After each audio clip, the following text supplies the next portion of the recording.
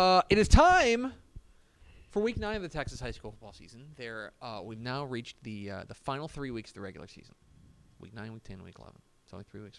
In 3 weeks, by the way, like half the team's season, over. Going to be blowing up basketballs. Oof. Oof, indeed. They're massive games all across the state, many of which you can watch live on Dave Campbell's Texan Live. You go to TexanLive.com. But, Pickle, we might as well roll out my picks for the top 10 Texas high school football games of the week. Take a look at this bad boy slate. We will start in Brock, in Parker County, as a top 10 matchup in 3A Division I, as the Paradise Panthers visit the Brock Eagles. Live on Dave Campbell's Texan Live. You're darn right. We're going to talk with Joe Cook, the head coach of the Brock Eagles. The Paradise Panthers, coming up here in just a moment. This does feel a lot like it was last year, which was Brock got off to that slow start because of a brutal non-district schedule. But since then, they've really gotten their wheels back on. I think the emergence of quarterback Brody Woods has been a big game changer for them. Paradise, 8-0, looking fabulous. And they've been exceptional defensively, giving up about 6 points a game. Their quarterback, Austin Iglesias, has been a star. This is a huge test, and for Paradise, this would represent, I think, a program-shifting win if they can go on the road and beat Brock. This is a huge, huge game. It was a close game last year. They won another shot at them, and they're getting it tomorrow night live on Dave Campbell's Texan Live. Paradise and Brock, top 10 matchup in 3A Division I. Then let's go to Thursday night. Tonight. Live on Dave Campbell's Texan Live. In Stephenville, as the number 7 Stephenville Yellow Jackets welcome in the number 4 China Spring Cougars. Technically, I don't know if you can call it a neutral site. It's at Tarleton. Yeah, it's not a neutral site because Stephenville plays all their home games there. Yeah, until they build their new stadium. Yeah, so Stephenville welcoming in China Spring in a top 10 matchup in 4A Division I. What the heck do we make of China Spring? Because they are, on one hand, extremely explosive offensively with quarterback Cash McCollum and company. They've been excellent. Their defense does leave something to be desired, and I do wonder if Stephenville, with Ryan Gafford and company, can take advantage of that. Tate Maruska, the running game. This is an interesting game because Stephenville's defense, it does feel like a code switch here because last year, China Spring had the superior defense. This year, I think there's an argument Stephenville does. Mm-hmm. And last year, I think the offenses were about even, but you would be within your rights to say that Stephenville had the better offense, I think. I think that's flipped, too. I think that's flipped, too. I think China Springs have the better offense. Yeah.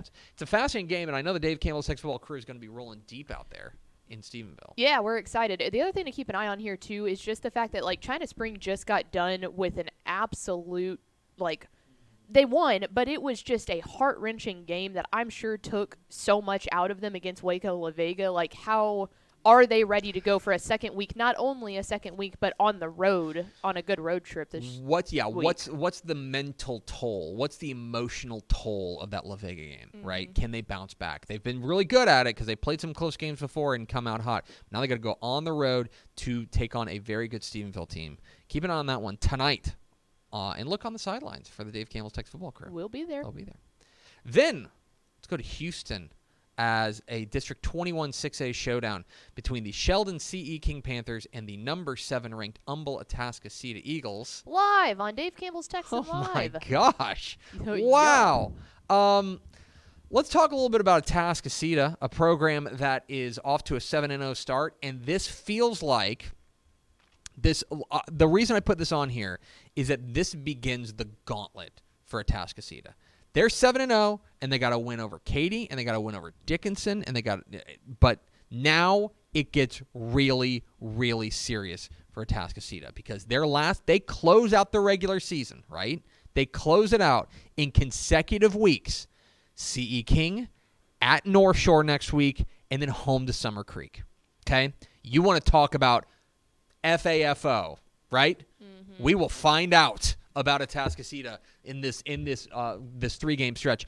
I have been really impressed with what they have been able to do offensively. I think that their offense has got this really nice balance to it that I'm interested to see exactly how this plays out. Quarterback Zion Brown has just been terrific for them, and I want to see what happens when they go up against a CE King team that I think is going to be playing with a little bit of urgency here, right? 6-1, 3-1 in district play, but they still have to take on Summer Creek next week.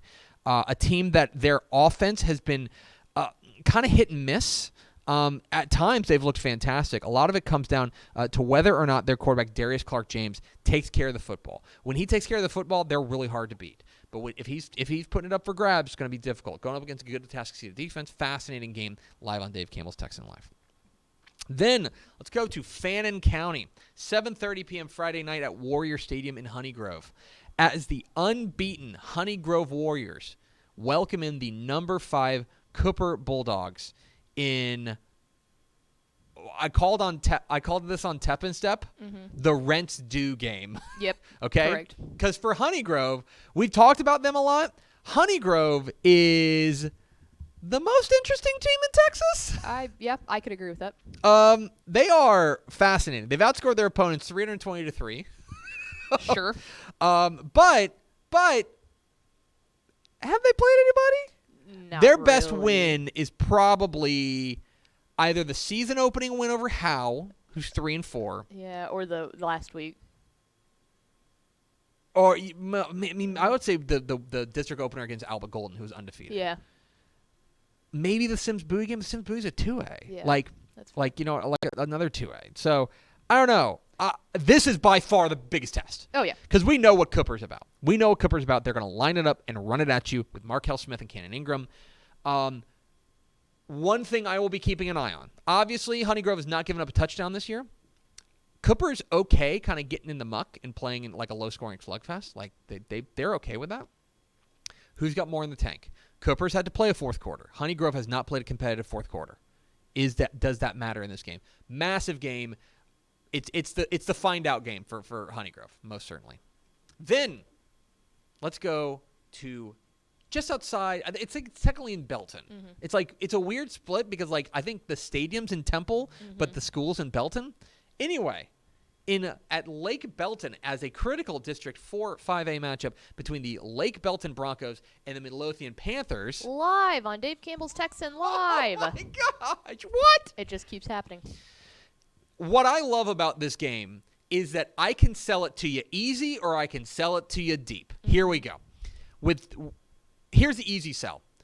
2 5-star wide receivers.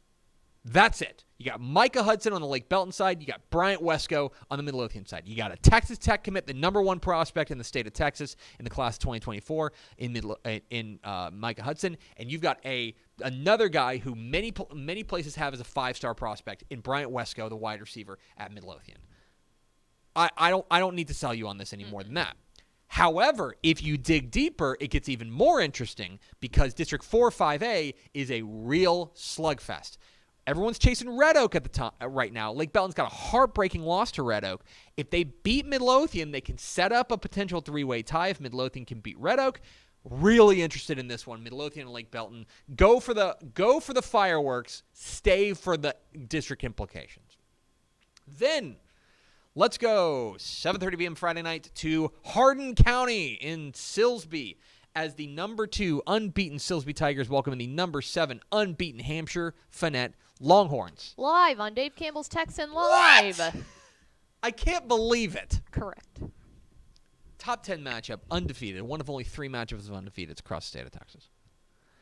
We're going to talk a lot about it in the pick, so I don't want to spoil it. Draylen Miller's the headliner here for Silsbee, but they've also got Ashton Cartwright. Their quarterback, Michael Moshier, has been great. They run the ball pretty well, Trey Kibbles. This is up to the Longhorns front to get pressure, to make sure that they do not hang their secondary out to dry. That's what I'm watching in this game. Keep an eye on that one. The other thing about this, Silsbee has dominated this series. They've won 11 straight against Hamshire-Fannett, and you know the Longhorns want a piece of them. Fascinating game on Dave Campbell's Texan Live. Then let's go to the Austin area. Big game, maybe flying under the radar down across the state, as the Dripping Springs Tigers at 5-2 welcome in the number 11 ranked Lake Travis Cavaliers. Live on Dave Campbell's Texan Live. It keeps happening. I can't believe it. Yeah. Yeah. Huge game, District 26 6A. And this catches my attention because of what Dripping Springs did with Westlake last week, which was a 14-14 game going to the fourth. Westlake kind of did what Westlake did, which is like score, stop, score, and the game was over. But Drip hung with them. And I think this is absolutely for seeding. Oh, yeah. Between 2 and 3. Oh, absolutely. Now, well, here's the difference. The problem is that they are likely to go 2 different divisions. But if you're Drip, you can feel, if you get this win, you feel really good about locking up that number 1 D2 seed. And for Lake Travis, this is huge just, I think, for confidence moving forward. The computer, I won't go on Texaswall.com and see the computer projections. Computer's got Drip winning this game by 4. Wow. Okay? Keep an eye on this one. Watch this space. I think Drip's defense is for real. And that's something that I think is going to challenge a Lake Travis offense that has that at times has had trouble getting out of first gear. Keep an eye on that one. Then let's go to McKinney.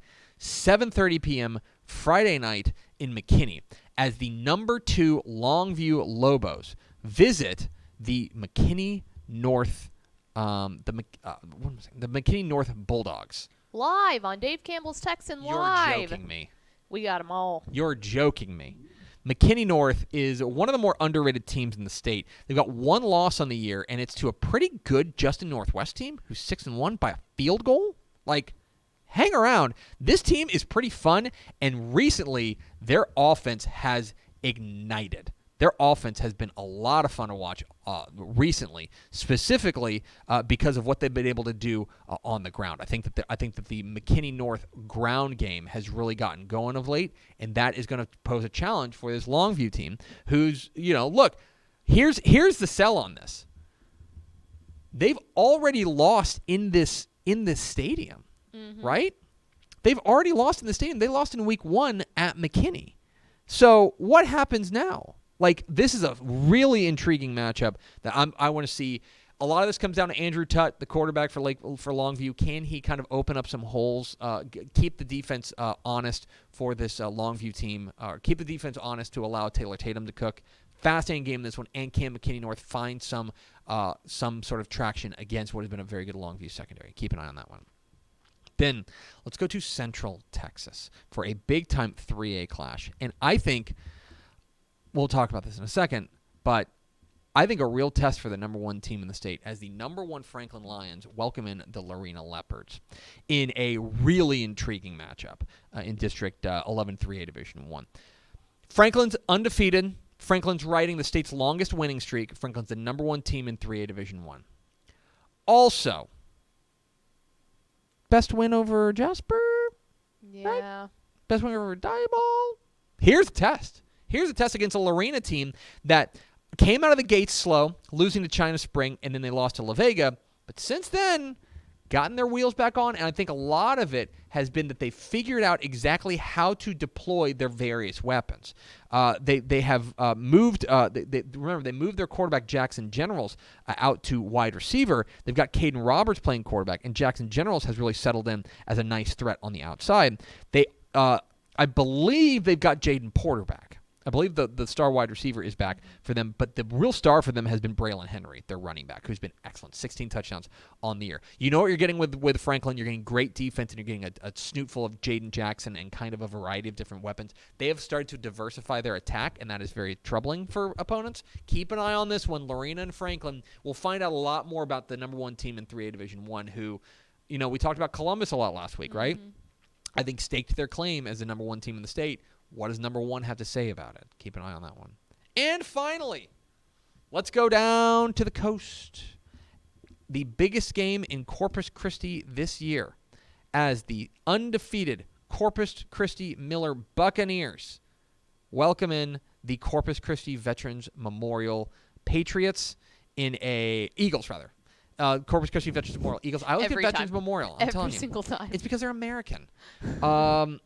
6-1 on the year at Buck Stadium tonight at 7:00.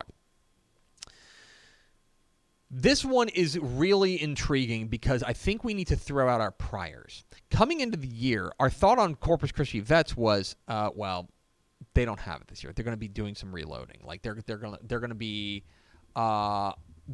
figuring out exactly what they are. They've got too many pieces to fill and stuff like that. And I think we were within our rights to think that.